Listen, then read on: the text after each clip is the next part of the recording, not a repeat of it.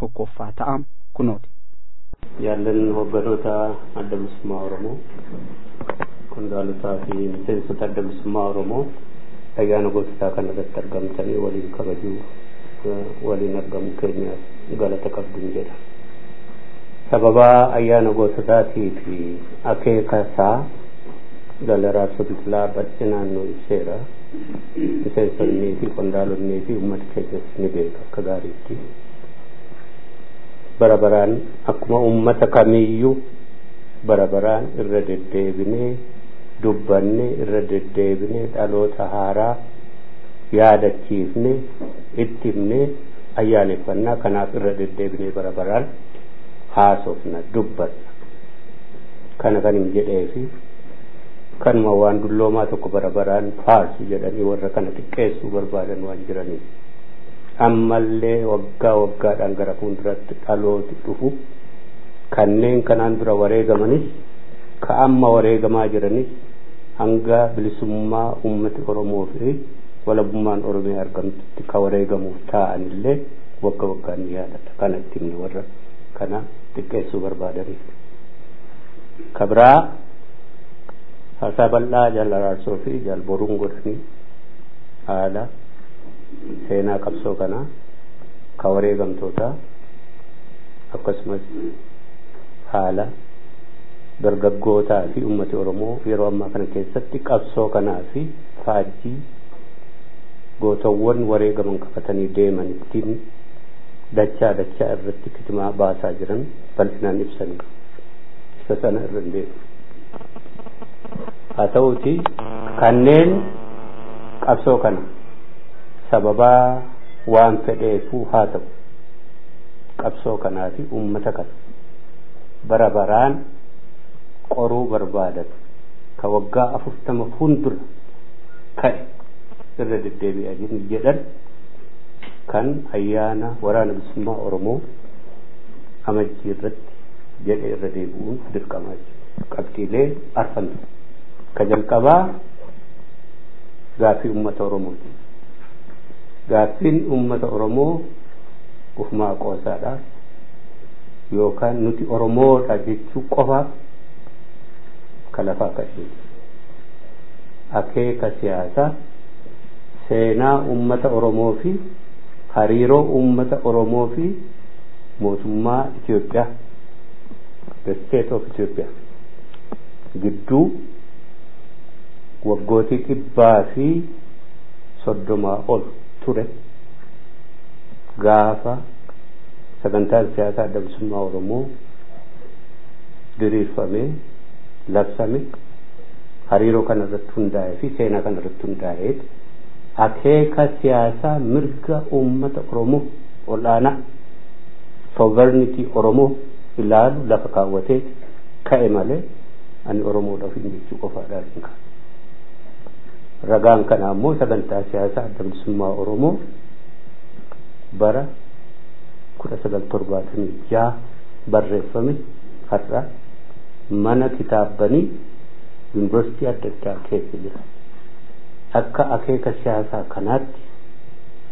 gabaabaatti ummati Oromoo seenaa isaa keessatti biyyootiin Afrikaa hedduun kolonii jalatti caban gargaarsa seenaadhaan ragaan itti jiru gargaarsa warra biyyoota mootummoota Awurooppaatiin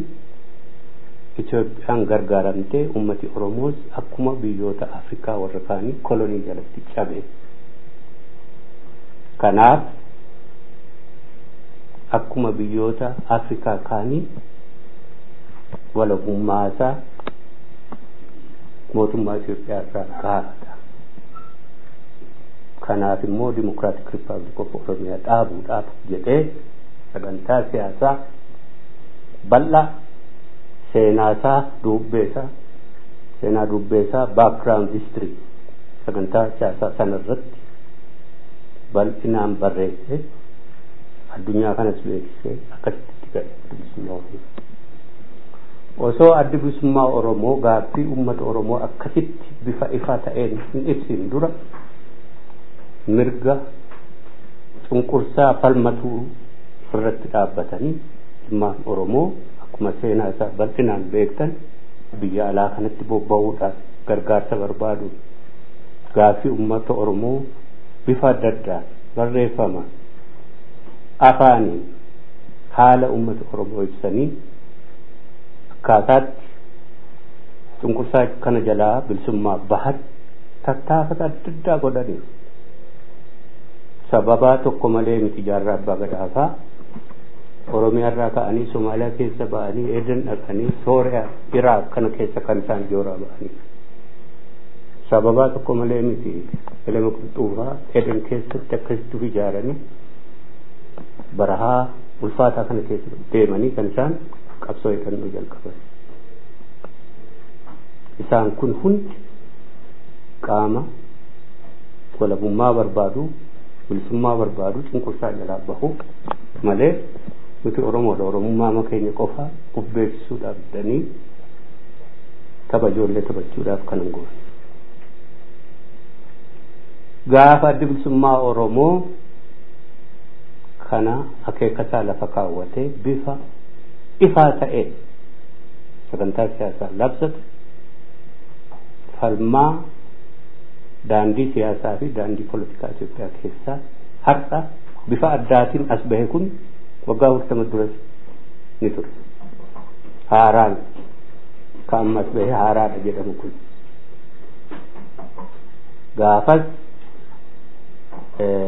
haalli siyaasaa Itoophiyaa keessa jiru haala warraaqsaa jedhame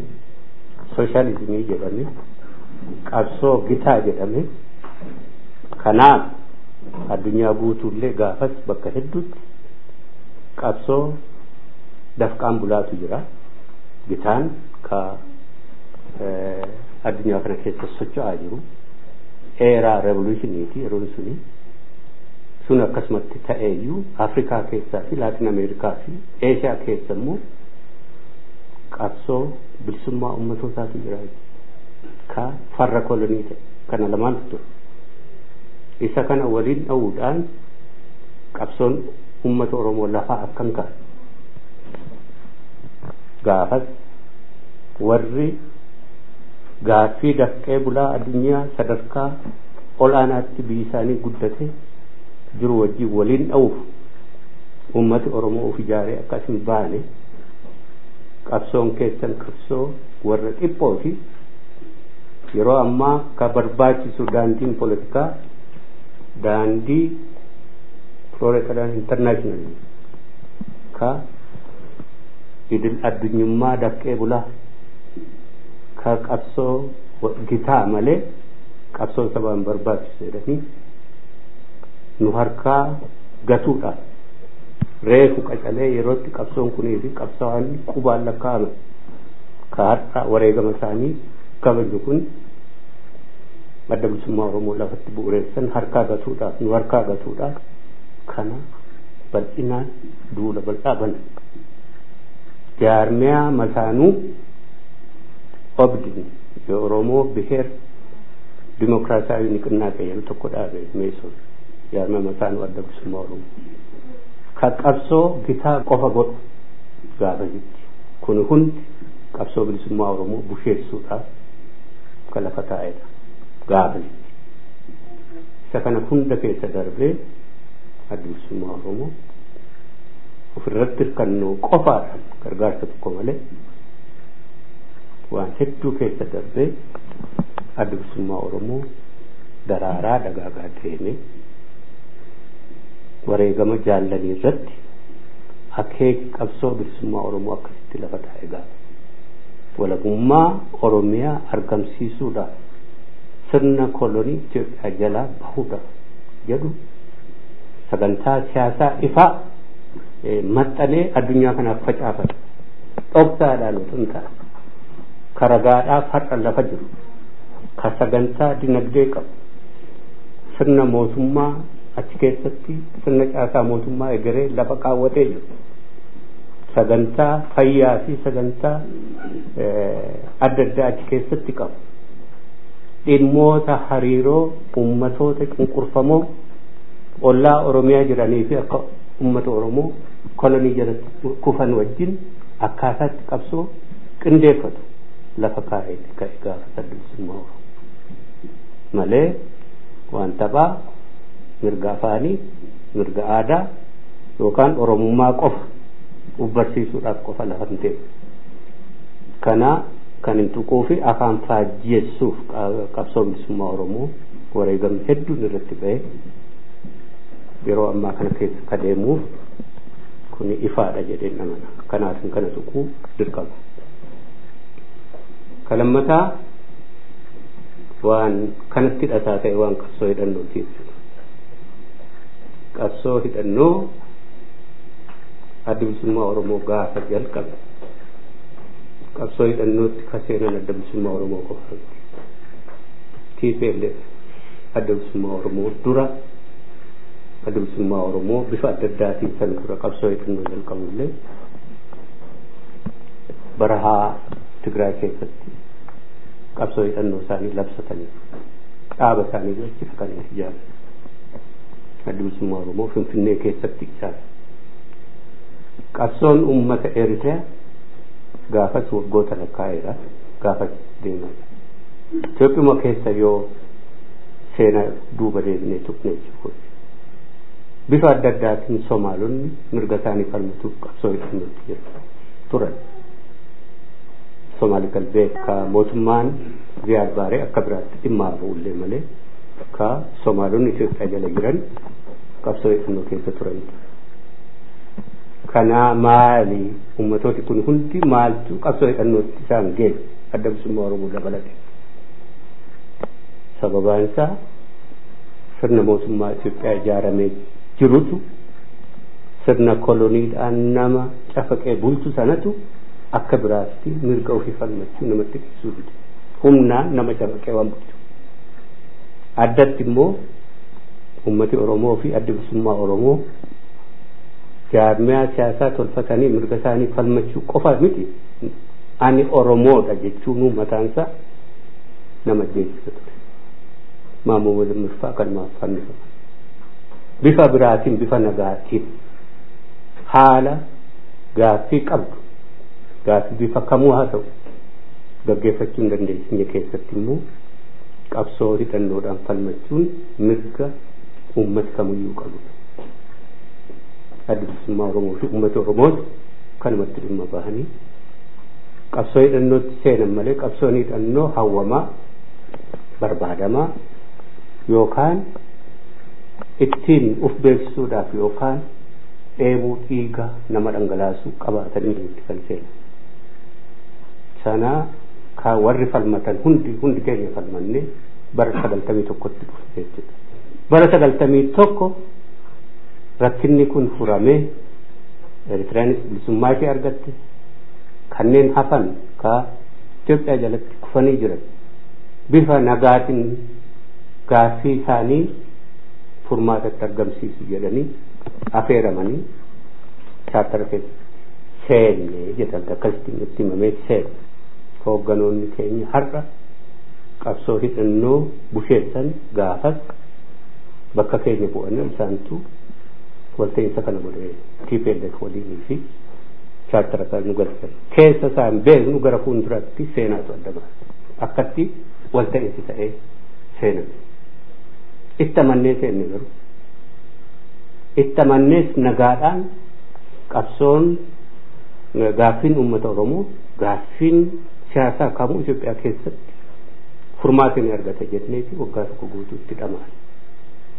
waggaa sana keessatti garuu haala nagaadhaan hojjetama jedhame sana keessattuu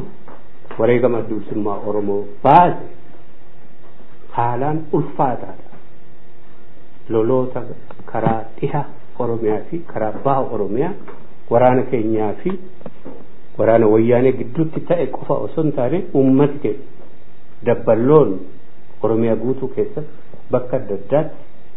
haala nagaadha jedhame keessatti dhabamsiifaman sichi seenaan tarrisa isaa baha. Kaamalee yaa'ii kormaa lalaan beekanii loola dukkana keessaa lallaa jallan beekanii warraan goof gaggabu warra taasoo gaafu rakkinoota.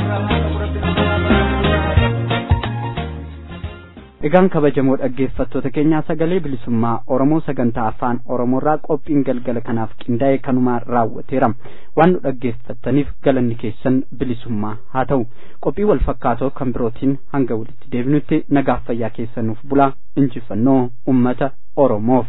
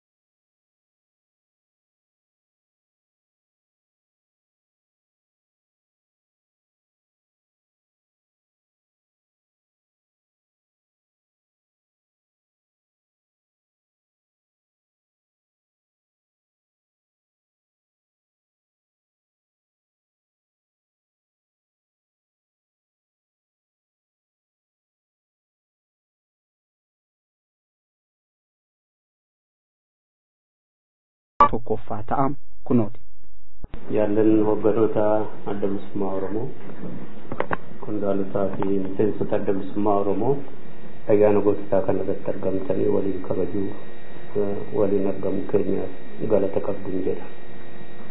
Sababa ayyaana goototaatii fi akeekasaa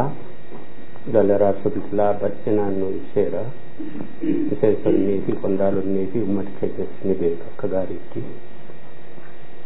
Barabaraan akkuma uummata kamiiyyuu barabaraan irra deddeebinee dubbanne irra deddeebinee dhaloota haaraa yaadachiifne itti himne ayyaaneffannaa kanaaf irra deddeebinee bara baraan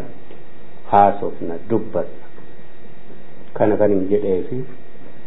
kanuma waan dulloomaa tokko bara baraan faarsu jedhanii warra kana xiqqeessuu barbaadan waan jiraniif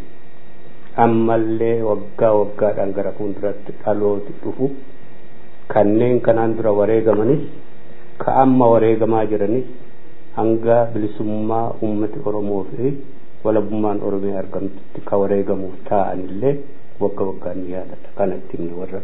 kana xiqqeessuu barbaadaniif. Kabraa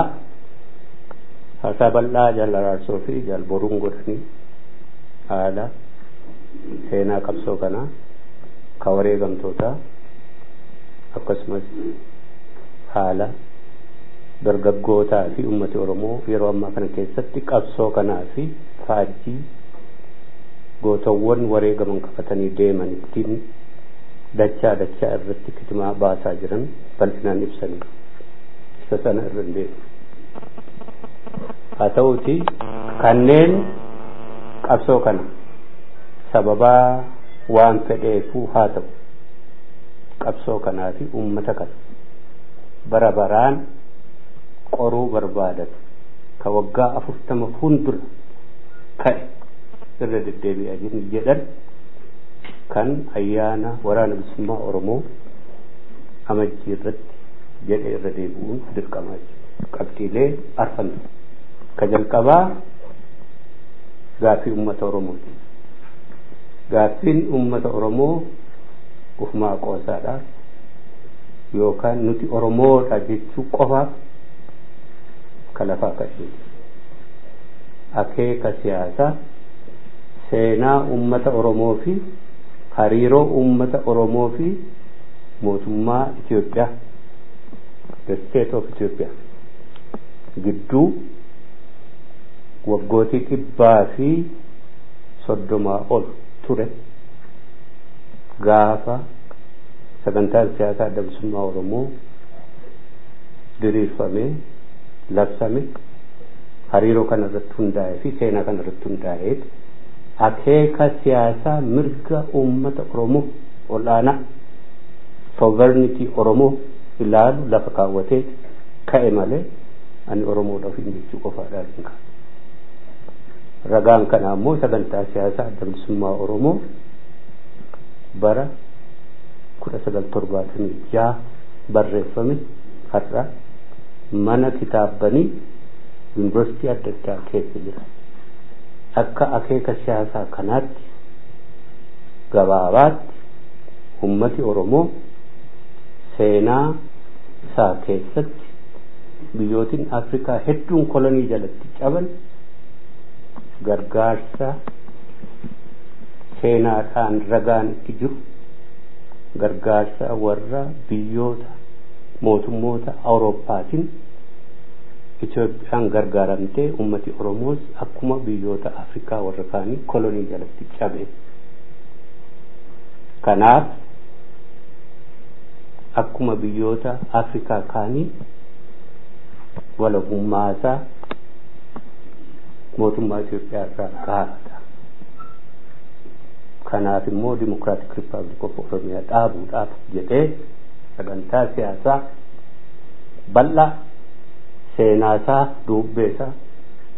dubbeesaa background history sagantaa siyaasaa sana irratti bal'inaan barreesse addunyaa kanas beeksisee akkasitti ga'e bilisummaa Oromoo. Osoo addi bilisummaa Oromoo gaaffii uummata Oromoo akkasitti bifa ifaa ta'een hin ibsin dura mirga cunqursaa falmatuu irratti dhaabbatanii dhimmaan Oromoo akkuma seenaa isaa bal'inaan beektan biyya alaa kanatti bobba'uudhaan gargaarsa barbaadu gaaffii uummata Oromoo bifa adda addaan barreeffama afaaniin haala uummata Oromoo ibsanii akkaataatti cunqursaa kana jalaa bilisummaa bahan tattaafata adda addaa godhanii sababaa tokko malee miti jaarraa abbaa gadaafaa Oromiyaa irraa ka'anii Somaaliyaa keessa ba'anii Eeden dhaqanii Sooriyaa Iraaq kana keessa kan isaan jooraa ba'anii sababa tokko malee miti elema qulxuufaa edin keessatti akkasitti ijaaranii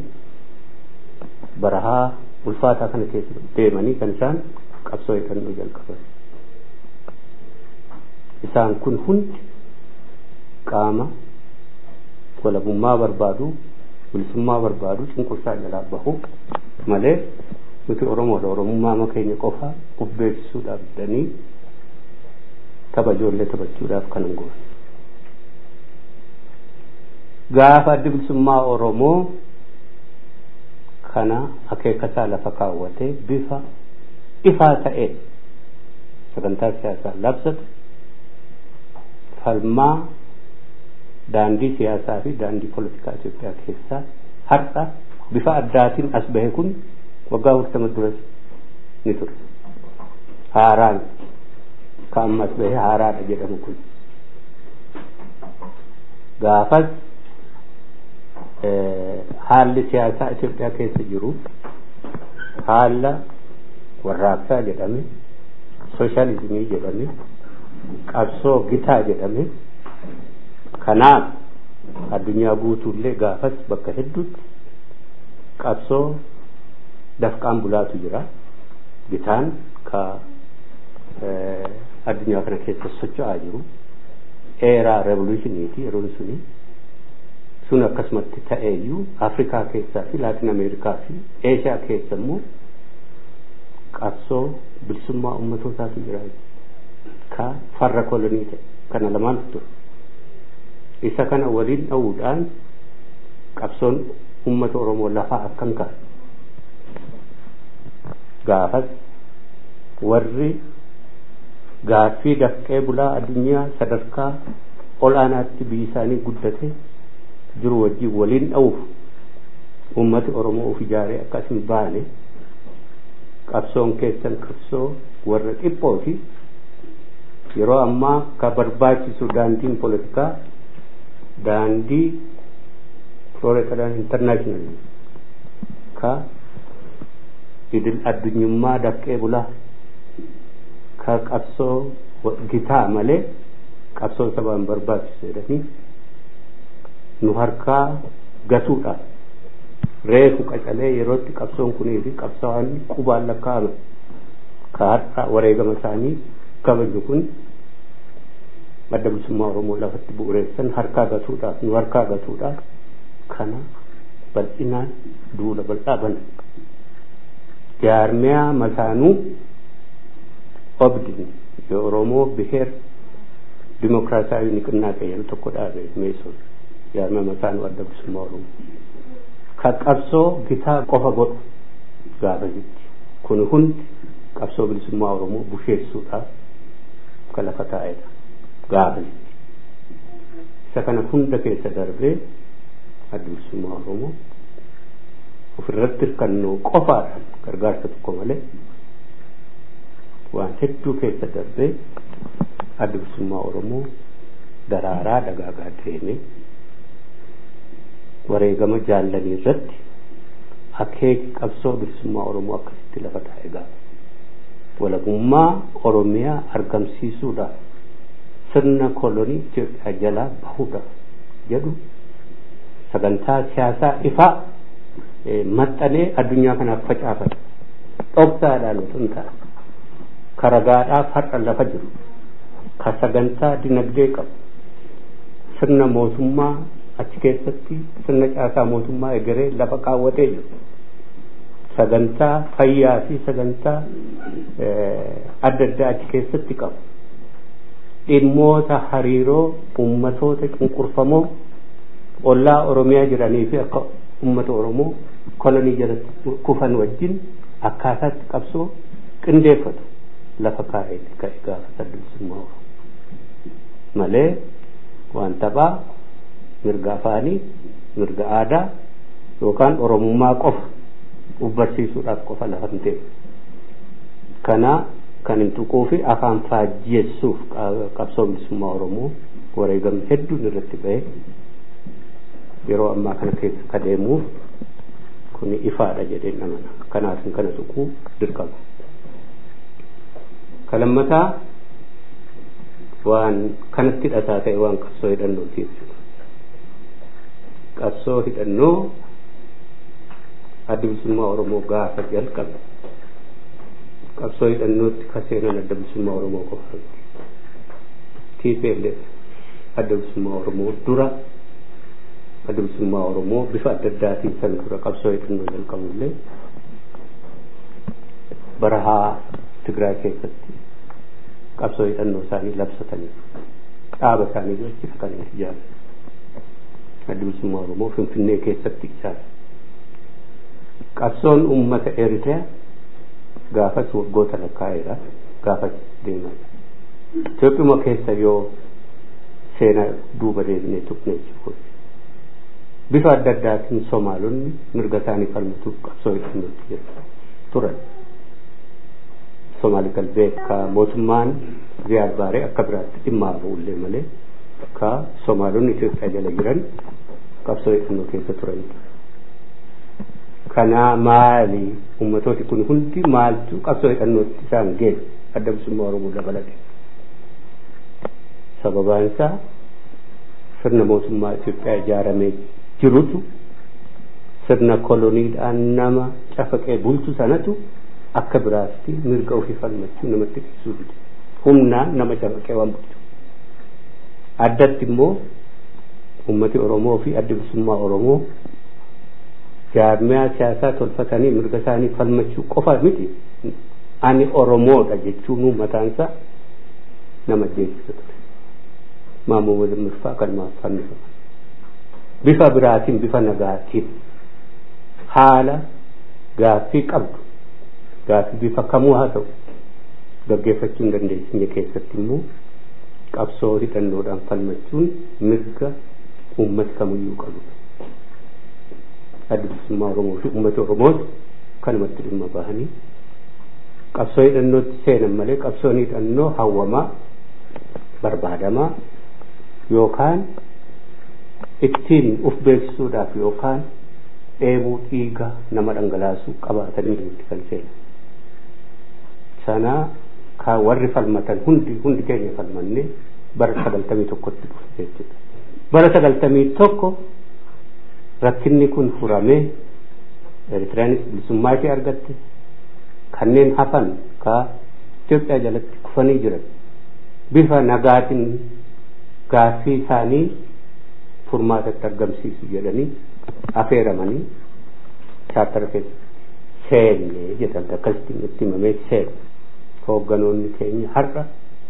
qabsoo hidhannoo busheessan gaafas bakka keenya bu'anii isaantu walta'iinsa kana godhee TPLF waliinii fi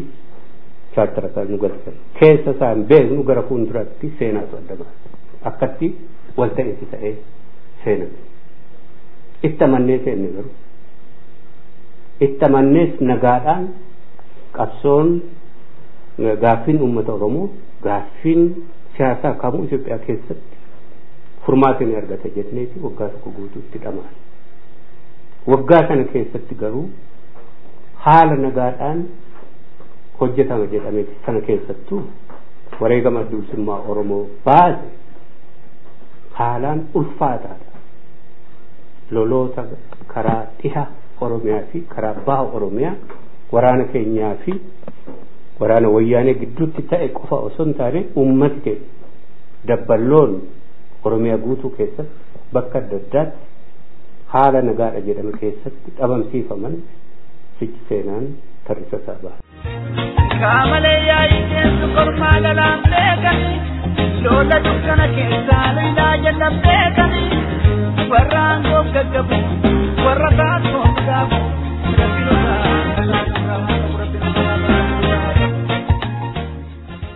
Egaan kabajamoo dhaggeeffattoota keenyaa sagalee bilisummaa Oromoo sagantaa afaan Oromoorraa qophiin galgala kanaaf qindaa'e kanumaan raawwateera. Waan nu dhaggeeffattaniif galanni keessan bilisummaa haa ta'u. Qophii wal fakkaatoo kan birootiin hanga walitti deebinutti nagaaf fayyaa keessanuuf bulaa injifannoo uummata Oromoof.